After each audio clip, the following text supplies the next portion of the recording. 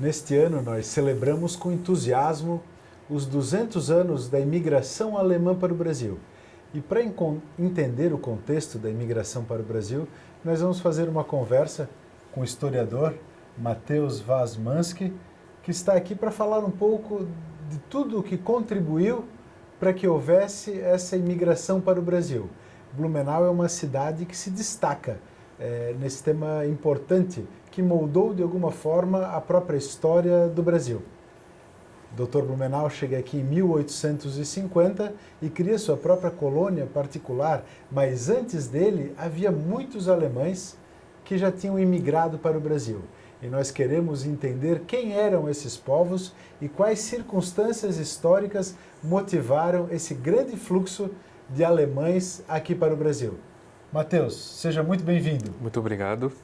Muito prazer estar aqui e falar sobre esse tema importante. Trata-se da nossa origem, afinal, né? Mesmo que a gente não descenda dessas famílias, a cidade foi fundada por essas pessoas e eu acho que é importantíssimo entender não só quem veio, mas o que é que eles tinham na mente deles. Quais são as ideias que eles trouxeram, as habilidades.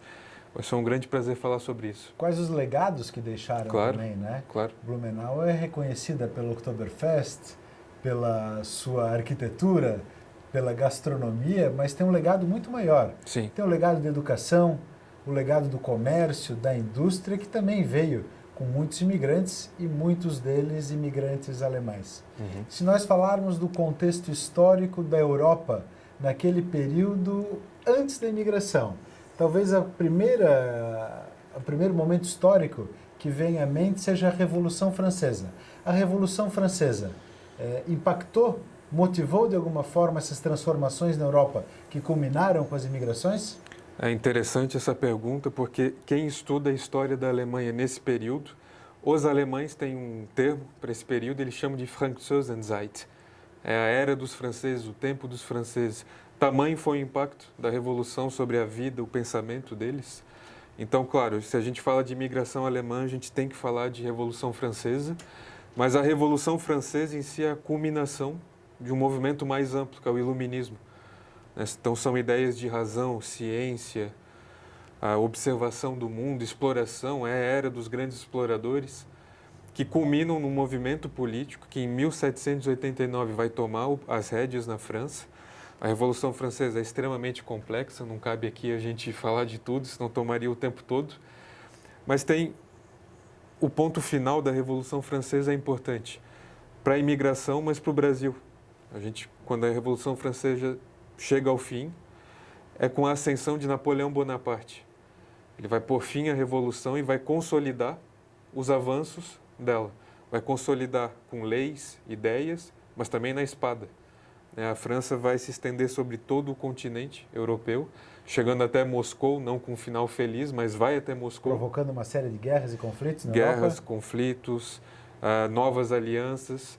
E talvez os primeiros territórios tocados são os territórios daquilo que hoje a gente chama de Alemanha, mas a Alemanha não existia naquela época, né? A Alemanha foi criada em 1871. O que a gente chama de povos alemães, a gente também pode falar de povos germânicos. Era uma série um agrupamento de estados. Centenas de estados que formavam, desde o final da Idade Média, o que ficou conhecido como Sacro Império Romano Germânico e que terminou com as guerras napoleônicas em 1806. O grande exército francês chega lá e reorganiza totalmente o mapa daquela região, né? Ele põe fim ao Sacro Império Romano Germânico, 1806. Organiza e desorganiza também, né? É sempre Mas, digamos, ele simplifica a geografia política, né? Onde tinha centenas de estados, tu vai ter uma dezena, talvez, né? Na Confederação do Reno. Uhum. E então a gente tem que entender, para quem está nos assistindo, quando nós falamos em imigração alemã, nós falamos de diversos povos que compunham o que era conhecido como Sacro Império Romano Germânico, que vieram a ser conhecidos futuramente como alemães. Eles eram unidos fundamentalmente pelo idioma, é isso? É uma união de idioma, não necessariamente eles se gostavam, na verdade a rivalidade interna era gigantesca, né? Então, um prusso era uma coisa, um bavário era outra e um austríaco era outra, né? Era uma grande divisão até cultural, mas com uma língua que unia todos eles e até um certo sentido de germanicidade que opunha eles aos franceses, aos ingleses, mas não existia união interna, né? Não dá para falar de um povo alemão que veio para cá eventualmente. Então, é muito importante que fique claro, né, que quando nós falamos de imigração alemã, nós falamos de diversos povos, mas a primeira imigração para o Brasil veio de uma região que hoje é o estado de Hessen, né, que havia sofrido algumas consequências das guerras napoleônicas. Passadas as guerras napoleônicas, a gente entende que o Napoleão invadiu aquelas terras que hoje conhecemos como Alemanha, a partir de 1813, né, com aquele final não feliz em Moscou, as fronteiras começam a se reorganizar, repensam as fronteiras da Europa Central e existe um congresso em Viena que rediscute e recria e reorganiza todas as fronteiras. Como é que aconteceu o Congresso de Viena? O Congresso de Viena, então, em 1815, com Napoleão finalmente derrotado, as potências vencedoras, Rússia, Prússia, Inglaterra, Áustria, principalmente, vão se unir para redesenhar o mapa da Europa. E nesse redesenho, a França, então, vai acabar numa posição agora de inferioridade geopolítica, com menos poder, e os estados alemães agora vão ganhar um certo impulso de poder político. As guerras napoleônicas, claro, infligiram dano territorial, morte, peste, todo tipo de coisas negativas nos territórios alemães, mas o saldo, no final, é que esses territórios se consolidaram e criaram uma nova identidade. Não, poxa, nós passamos por isso juntos, cresceu o senso de germanidade. Então, o Congresso de Viena é essencialmente uma reorganização política que muda a geopolítica, mas eu acho que é interessante a gente pensar o que aconteceu também no outro lado do Oceano Atlântico, né? Porque Napoleão, ele é o fulcro, né, de um sistema. De um lado, ele muda completamente a história da Alemanha, mas vai mudar a história aqui também, né? E o que é marcante para o Brasil e que vai refletir nessa imigração alemã para o Brasil é a vinda da família real. Durante esse período de guerras napoleônicas, a família real portuguesa, em 1808, sai de Portugal e transfere a corte para o Rio de Janeiro. Isso impactou profundamente, né, no processo da imigração alemã. A gente entende também que houve algumas tentativas de imigração alemã e de outros povos no Brasil.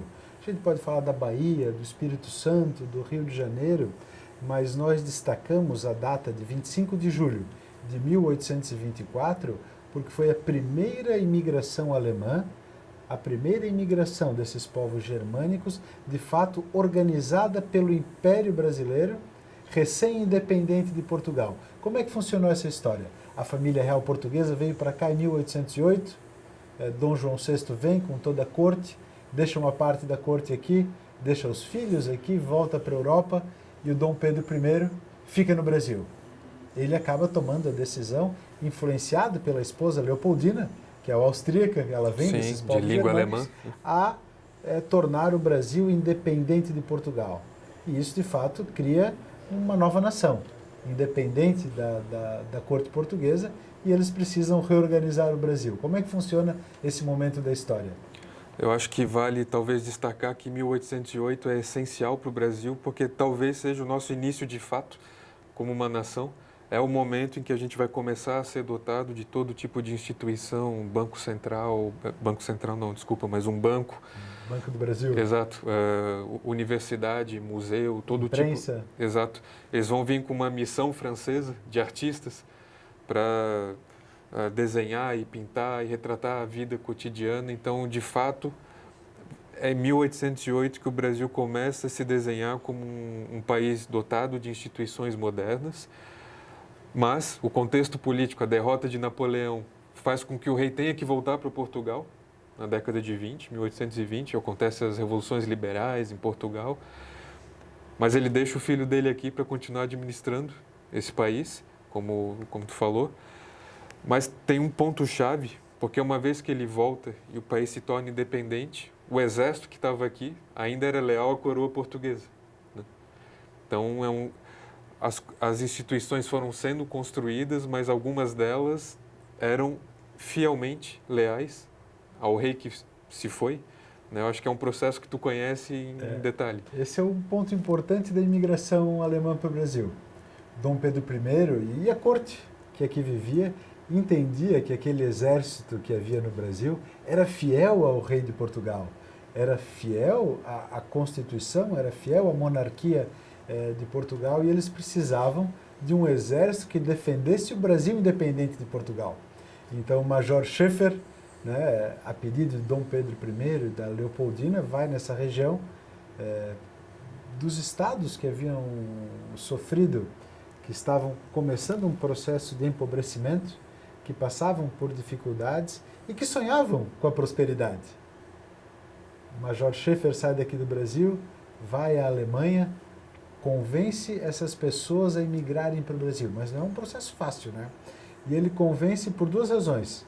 Primeiro, a formação de um exército brasileiro fiel, né, ao Dom Pedro I e à corte brasileira, recém-independente. E também ele queria mão de obra livre. O Brasil, de 1500 a 1800, havia sido construído com oligarquias portuguesas e com trabalho escravo. Sim.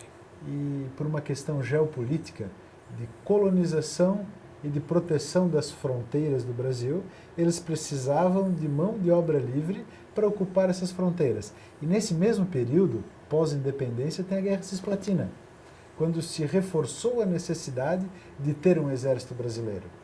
Então, quando os primeiros imigrantes são chamados para vir ao Brasil, é muito claro que ele precisava de soldados, mercenários para servir ao Dom Pedro I, mas também de colonos para criar um novo modelo de trabalho nas terras brasileiras. E foi isso, de fato, que aconteceu. E uma população fiel e até grata, né? Pelo menos com o objetivo de criar implementações no território de populações que se sentissem gratas, né? Também ao poder central, dado aqui na região de fronteira. E o Império Brasileiro criou uma lei, né, para que pudesse receber esses imigrantes. Inicialmente, aí até uma ironia, Dom Pedro I, o Império Brasileiro, queria que viessem imigrantes católicos.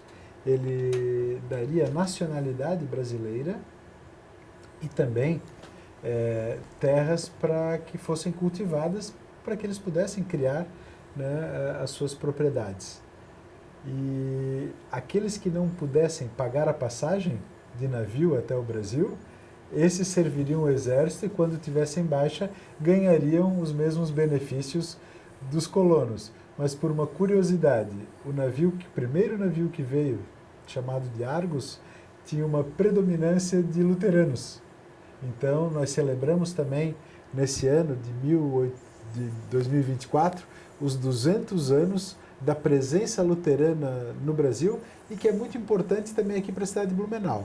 Blumenau, fundamentalmente com a chegada do Dr. Blumenau, ele também queria a presença luterana aqui. E até não era permitido que se construísse igrejas que não fossem católicas, né? Houve uma permissão específica para a igreja de Blumenau. Mas a gente não vai fugir do tema central, que é a formação dos primeiros povos, das primeiras colônias de povos alemães no Brasil. Então, em 1824, precisamente no dia 25 de julho, chegam imigrantes alemães na colônia de São Leopoldo, no Rio Grande do Sul.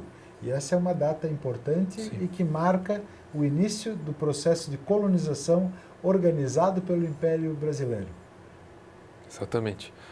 Mas talvez voltando um pouco, eu acho que tem um ponto importante aqui, porque a gente falou do contexto político, geopolítico, econômico, militar, mas quais são as ideias que essas pessoas trazem? Era um segundo ponto que a gente prometeu falar sobre. E quando falasse sobre a presença luterana aqui, tem algo muito importante. Voltando então para o iluminismo, que é aquele movimento, mais uma vez, que privilegia a razão sobre a emoção, a observação do mundo, a ciência, a exploração, tem um fato muito curioso e único nos territórios alemães.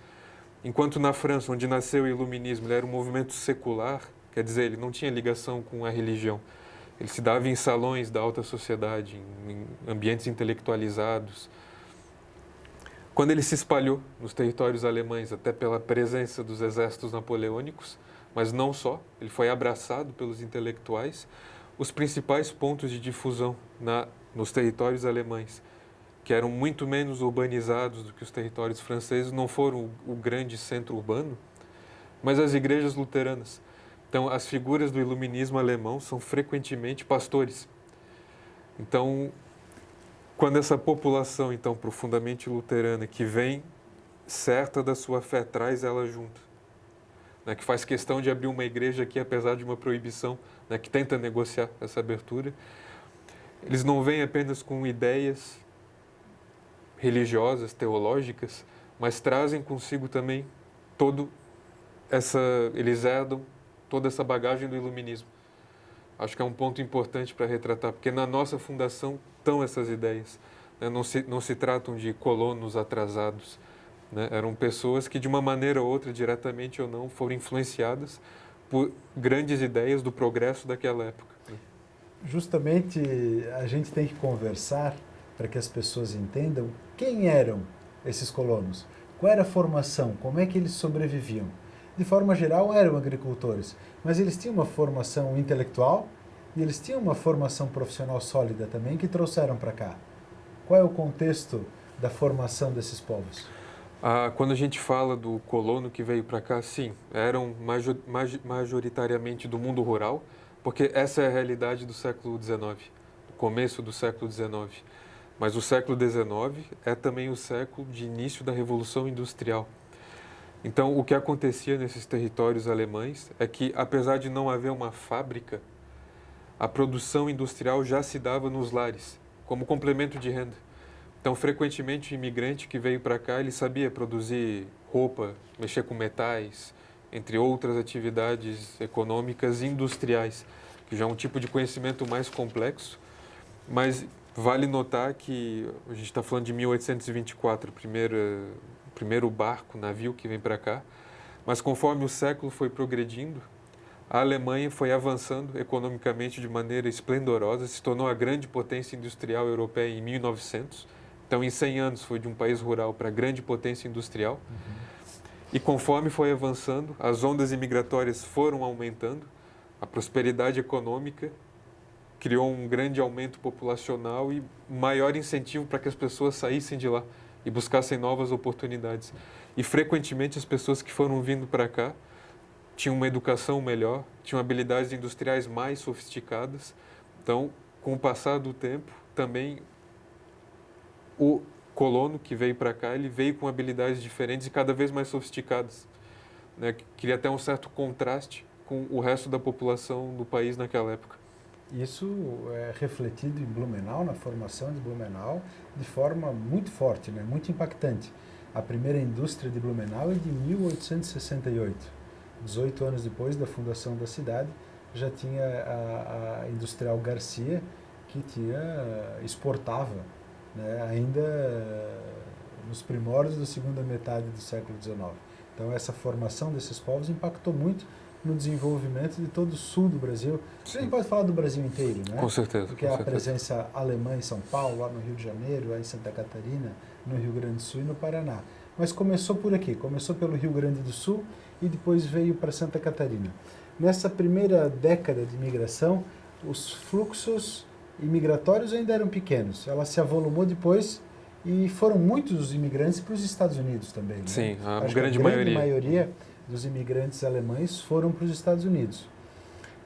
Com o passar dos anos, se entendeu, o Império entendeu que devia também mandar colonos alemães para Santa Catarina. Em 1828, parte da Holanda um navio chamado Johanna Jacoba, com colonos do estado da Renânia-Palatinado, de Luxemburgo. É importante lembrar que nessas imigrações dos povos alemães havia muitos luxemburgueses que serviram também ao exército imperial brasileiro. E só um complemento, mas para quem não conhece talvez a geografia dos territórios alemães, quando a gente fala de Renânia, a gente está falando daquilo que é imediatamente próximo do Rio Reno. Do Rio Reno. E essa é a fronteira com a França, né? Então esses são os estados que foram mais modificados pela ocupação napoleônica e mais afetados pelas ideias do iluminismo, etc., para complementar. Todas aquelas regiões foram afetadas de alguma forma, né? A Alemanha contemporânea tem fronteira com a Holanda, com a Bélgica, com um país minúsculo, né, que é um grão-ducado, que é Luxemburgo, tem a França, daí a Áustria, Suíça, Hungria, República Tcheca hoje, Polônia, e aquelas fronteiras que formavam o Sacro Império Romano Germânico, né, que foram todas afetadas, mas fundamentalmente quem está mais perto da fronteira com a França, né? Foram os primeiros povos invadidos, e não uma vez só, né? Várias vezes eles foram invadidos. São justamente aqueles povos que imigram, né, em grande número para o Brasil. E saem no navio Johanna Jacoba da Holanda, em 1828, e chegam no Rio de Janeiro. Do Rio de Janeiro são mandados para Desterro, para a capital de Santa Catarina, atual Florianópolis, e em janeiro de 1829 fundam a primeira colônia alemã em Santa Catarina, que é a colônia de São Pedro de Alcântara, que celebra então neste ano 195 anos. Foi importante para o estado de Santa Catarina essa imigração? Eu acho que é uma imigração que permitiu a ocupação, não foi a única, mas é uma imigração que permitiu a ocupação da parte interior do estado, porque até então Nossa Senhora do Desterro, agora Florianópolis, era quase que uma fortaleza, era um ponto estratégico para ligar o sul do país com as províncias da Cisplatina, né? Numa época que a gente disputava aquilo com a Argentina, era importante essa linha de continuidade com o centro do império, que era Rio de Janeiro. Mas com essa mudança de perspectiva, a gente começou a ocupar essas partes interiores desses estados ao sul, notadamente aqui em Santa Catarina. E eu diria que essa imigração foi fundamental para Santa Catarina ser o que é hoje, né? Para a gente ocupar geograficamente os espaços que a gente ocupa, para que as cidades que existam da maneira que elas existem hoje. São Pedro de Alcântara não era o melhor local geográfico para se fazer uma colônia agrícola, pela sua topografia, pela geografia, pelo solo rochoso. Então, aqueles alemães que foram instalados precariamente em São Pedro de Alcântara começaram a sair de lá. Eles migraram. E isso impactou também aqui na cidade de Blumenau, porque em 1836, um determinado número de colonos que havia chegado nas primeiras levas de alemães em São Pedro de Alcântara vem para cá, para o Vale do Itajaí, e funda a freguesia de São Pedro de Gaspar, o que é hoje a cidade de Gaspar, e que deu suporte ao Dr. Blumenau. Então, esses colonos alemães que vieram há 195 anos para Santa Catarina, fundaram São Pedro de Alcântara, começam a se espalhar e levar consigo as técnicas de agricultura, de comércio, de indústria, para impactar em todos os aspectos no estado de Santa Catarina, inclusive politicamente. Nós podemos falar de diversos líderes políticos do século XIX em Santa Catarina que descendem desses povos que vieram para São Pedro de Alcântara. Dentre eles, talvez o mais notável de todos, o Lauro Miller. Foi governador, senador, ministro, teve doutorado em Harvard no século XIX. Então, de fato, alguém que se destacou muito no Brasil em dois momentos, né? Não só no Império, mas também na República recém-proclamada. Mas nós estamos, então, falando da imigração que chegou pelo Rio Grande do Sul, veio para Santa Catarina, para outros estados do Brasil, e lá na década de 40 do século XIX, o doutor Blumenau sonha em conhecer a América do Sul, motivado por diversos intelectuais que vieram aqui em expedições. A Leopoldina também trouxe uma grande missão de artistas, de estudiosos que acabaram escrevendo muito sobre o Brasil e divulgando isso na Europa. O Dr. Blumenau, motivado por uma série de circunstâncias, acaba se interessando, né, por essa imigração. E eu acho que vale destacar que o Dr. Blumenau estudou na mesma universidade do maior explorador do século XIX, na cidade de Erlangen. Isso, Erlangen. Friedrich Alexander Universität. Exato, e lá ele compartilhou os bancos, ou talvez foi aluno não conheço a história em detalhe, mas ele conviveu com Humboldt, né? Sim, ele foi aluno do von von Martius, Martius, né? Conviveu com o Humboldt, então provavelmente ele foi impactado, né, pelas ideias e pela personalidade desses intelectuais alemães. E o Dr. Blumenau também, um homem que no século XIX fez um doutorado, né? Algo que hoje em dia é raríssimo e naquela época mais ainda, né? Um nível de exigência intelectual enorme. Então, é um intelectual também. E quando ele conclui o doutorado, ele manda uma correspondência para os pais, mandando o diploma de doutorado, e é contratado por uma associação que estava preocupada com as colônias alemãs no Brasil. Então ele vem observar e fazer um relatório de como viviam os alemães que haviam imigrado para o Brasil. E essa vida não era fácil, né? Não, não. Muitas vezes eles saíam de um lugar difícil e chegavam num pior, né? Sim. Então teve muita determinação, muita luta. A própria viagem de navio da Europa para cá, de veleiro, levava mais de 2 meses, né? Era Só bruta, na viagem morria muita gente e nascia muita gente. Então o Dr. Blumenau vem para cá e, ao invés de fazer o relatório, ele resolve empreender uma colônia. Ele oferece ao governo do estado de Santa Catarina um projeto de colonização que não foi aceito pela Assembleia Legislativa. Havia uma lei catarinense que oferecia terras devolutas a quem quisesse colonizar e que tivesse um plano de colonização. Mas o plano do Dr. Blumenau era tão complexo que a Assembleia Legislativa do Estado, o governador do Estado, não aprovou. Então ele decide comprar, com recursos próprios de um sócio chamado Ferdinand Hackert, as terras que vão do Morro do Aipim até a Foz do Ribeirão da Velha, onde hoje é a atual prefeitura. E essa extensão de terra é a colônia Blumenau. E aí, quando ele chega, né, com o Fernando Hackert, começa a criar a primeira infraestrutura para receber colonos, e que não foi fácil receber. Ele volta à Alemanha, tenta convencer as pessoas de virem para cá e acaba atraindo 17 colonos para inaugurarem a recém-formada colônia Blumenau. E assim nós falamos dos principais temas, dos principais tópicos desses 200 anos da imigração alemã no Brasil. Querias fazer uma conclusão sobre todo esse apanhado histórico?